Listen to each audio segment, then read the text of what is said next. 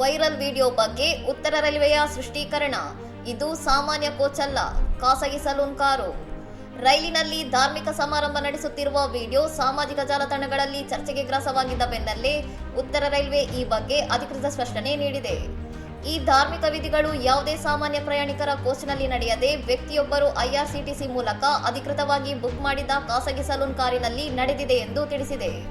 Salon car ಎಂದರೆ ಉನ್ನತಾಧಿಕಾರಿಗಳು ಮತ್ತು ವಿಐಪಿಗಳಿಗಾಗಿ ಮೀಸಲಾದ ಐಷಾರಾಮಿ ಕೋಚ್ ಆಗಿದ್ದು, ಇದರಲ್ಲಿ ಮಲಗುವ ಕೋಣೆ, ಅಡುಗೆ ಮನೆ, ವಾಸದ ಕೋಣೆ ಸೇರಿದಂತೆ ಎಲ್ಲಾ ಸೌಲಭ್ಯಗಳಿರುತ್ತವೆ.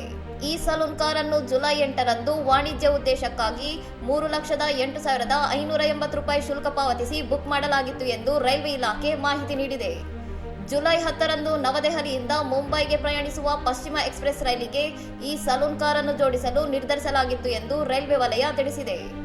ಪ್ರಯಾಣಿಕರ ಕೋಚ್ನಲ್ಲಿ ಇಂಥ ಆಚರಣೆಗಳಿಗೆ ಅವಕಾಶವಿದೆಯೇ ಎಂಬ ಬಗ್ಗೆ ಪ್ರಶ್ನೆಗಳು ಎದ್ದಿದ್ದರೂ ಇದು ಖಾಸಗಿ ಬುಕ್ಕಿಂಗ್ ಆಗಿರುವುದರಿಂದ ನಿಯಮ ಉಲ್ಲಂಘನೆಯಾಗಿಲ್ಲ ಎಂದು ಇಲಾಖೆಯ ಸ್ಪಷ್ಟನೆ ಸೂಚಿಸುತ್ತಿದೆ.